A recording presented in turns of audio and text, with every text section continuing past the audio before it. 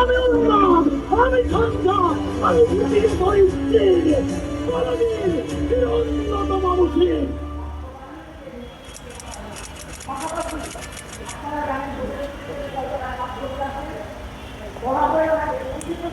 মানে আমি জানি যে আমরা এক সময় সঙ্গীহীন হয়ে যাব, আমাদের সাথে কেউ থাকবে না, আমরা সবাইকে হারাই ফেলবো, কিন্তু এতগুলো মানুষের জীবন চিরতরে অন্ধ পঙ্গু।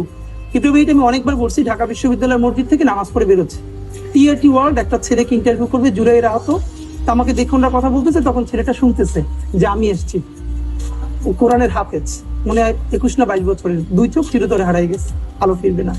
তা আমার কাঁধে হাত রেখে বললো কি যে হাদি ভাই, আমার সপ্তাহখানেকের জন্য আমার একটা চোখে একটু আলো ফিরিয়ে দেওয়া যায়।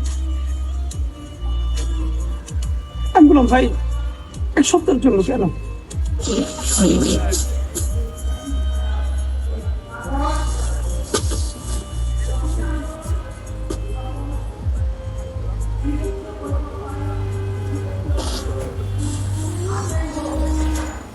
শুটিং আসছিলেন, আপনার সঙ্গে দেখা হচ্ছে রিপোর্টার মেসেজ করে, এই যে একা একা চলাফেরা করছেন, জীবন নিয়ে শঙ্কায় ভুগেন না কখনো? যে মনে হয় যে জীবন নিয়ে তো শঙ্কা আছে। ধরেন এখন আমি জীবন নিয়ে শঙ্কা যদি করি, প্রথমত হলো আমি তো আমার কাজে সারাদিনই একা ঘুরতে পারি, তখন আমার সাথে 10টা ছোট ভাই থাকে, তখন আমি সারাদিনই একা থাকি।